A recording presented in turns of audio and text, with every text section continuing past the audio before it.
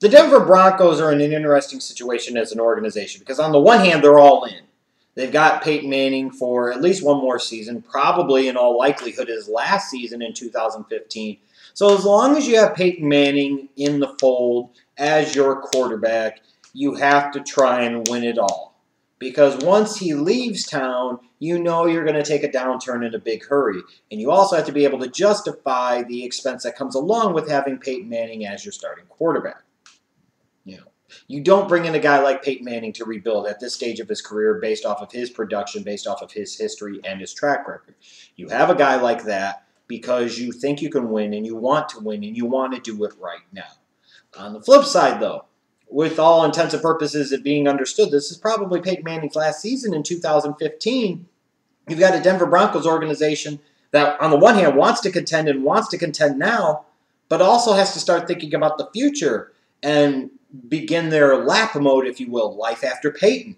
So the NFL draft becomes critical for a team that has went heavily into the free agent market, understanding that that has also forced them to allow some talented players to go via free agency, guys like Eric Decker, guys like Julius Thomas, what have you. You're looking at a Denver Broncos team that needs to hit it and hit it big on these drafts, not just for the short term to help Peyton Manning and this year's team, but just as importantly, if not more so, for down the road.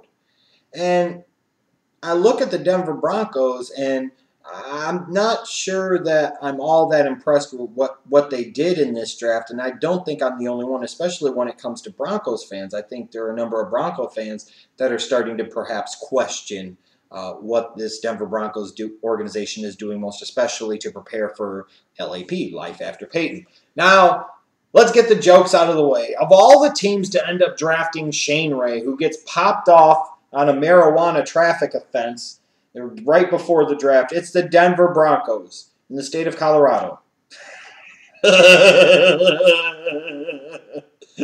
How high was Shane Ray's draft stock? Apparently 23rd overall. How high is that air up there? Apparently 1 mile or ganja high. Yeah, bad jokes. But anyways.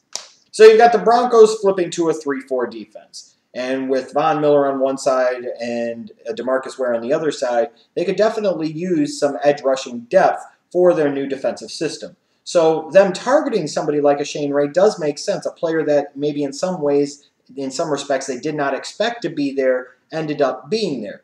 Now, two things that do concern me about this pick is, number one, is I'm not sold fully on Shane Ray's fit in a 3-4 system. I think this is a guy that struggles to change direction, a guy who lacks some fluidity and change of direction and quickness and swivelness, if you will, in his hips. It concerns me, especially that he doesn't play with a lot of power. I'm concerned a little bit about the fit. The good thing about it is, though, is playing behind guys like Von Miller and DeMarcus, where you would think in some ways that would be helpful. You would think you could learn from people that know how to do it, from guys that can play in that system. So that's the one thing. And then on the other hand, what I wonder is why the Denver Broncos thought it was such a big urgency for them to have to trade up and get this guy. Because I don't think edge rusher was the biggest need. You can make an argument maybe about whether or not he was the best player available on the board at that time. But you talk about a Broncos team that needed some draft picks, gave up a couple of draft picks and a player in order to move up a few spots to get a guy that may or may not have been available to them at number 28, or maybe they wouldn't have had to trade up so far and give up quite so much to move up from 28 to 23 in order to get the guy. With that said, though, I still think that Shane Ray was the best pick for the Denver Broncos.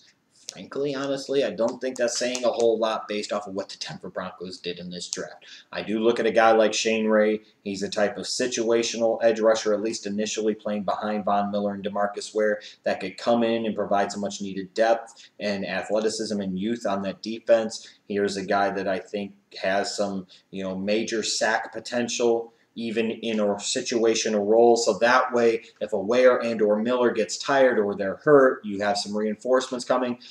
In some ways, I do like the Shane Ray pick, and I think he was clearly the best pick for them. A guy that you could argue, based off of where he was originally being envisioned, ended up being a bit of a steal where the Broncos were able to get him at number 23. Now, in terms of another pick that I kind of like, maybe one that could surprise, might be a Lorenzo, the corner from Tulane. Now, he's not the biggest guy, but you're talking about maybe flirting with putting Bradley Roby some at safety. And you've got Chris Harris on one side. They've got some pieces already in the secondary. You're looking at a guy that can come in and maybe contribute on special teams, a guy that can match up some in the slot. You're not expecting a ton out of him, but as a fifth-round pick, you get a guy that could come in and contribute. I like that pick for them. But most everything else, I really second-guess about this draft. Like I said, in some ways, I also second-guess the selection of Shane Ray, in particular the trading up to go get a Shane Ray, especially when a guy like DJ Humphries was on the board, a tackle that I thought fit perfectly into new head coach's Gary Kubiak's zone blocking scheme. And when you have Peyton Manning, you have to put a premium on the importance of protecting Peyton Manning. And now when you look at the fact, especially that Ryan Clady, it looks like is going to miss all of 2015 with the torn ACL, that decision to take Shane Ray over DJ Humphries only looks more questionable at this point in time. Now, they did address offensive tackle in round 2 in Ty Sambrailo from Colorado State, but I question whether or not he can stick outside, and if he does stick outside, is he more of a right tackle than a left tackle? And based off of the draft board, he may not have been a guy that was going to be there around later, but I just think there were plenty of other better football players available at that point in time. I question the pick of Heuerman from Ohio State. This is a team with Gary Kubiak that likes their tight ends to do certain things. He brought in Owen Daniels to be his #1 tight end. Now you're bringing in Heuerman to be your blocking tight end. I just don't know if you should be spending a third-round pick on a blocking tight end. And now, of course, he also tore his knee up, and he'll be out for the 2015 season. I second-guess the pick without the injury being factored in. It's just the injury factored in makes it seem that much worse. And then even looking at a guy like Max Garcia, the center from Florida, is he going to be able to be a starter at the NFL level? Was he a guy that you really had to take in round number 4? I don't really know. This wasn't a great draft class to me for the Denver Broncos. I don't think they got a lot of immediate help, which is strike number 1. And in terms of long-term impact players outside of maybe Shane Ray, I think this draft is very lacking in it. This organization needed to do more and accomplish more in this draft than they ultimately did. And, that maybe we'll start to put into question what's going to happen with this organization 2016 and beyond once LAP does happen, life after Peyton. If I had to give them a grade, it's got to be a C-. It might even be a D+. I really did not like the Broncos draft and thought they had one of the worst outings out of all the teams.